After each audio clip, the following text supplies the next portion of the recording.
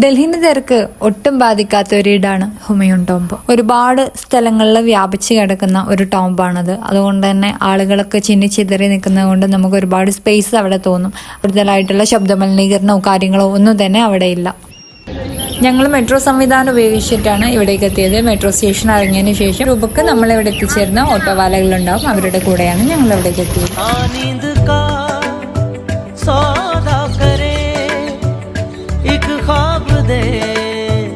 एक ख्वाब ले, एक ख्वाब तो आँखों में है, एक चाँद के तकिए तले।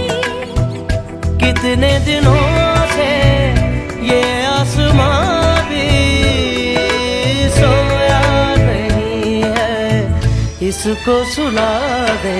बोल हल्के हल्के बोल।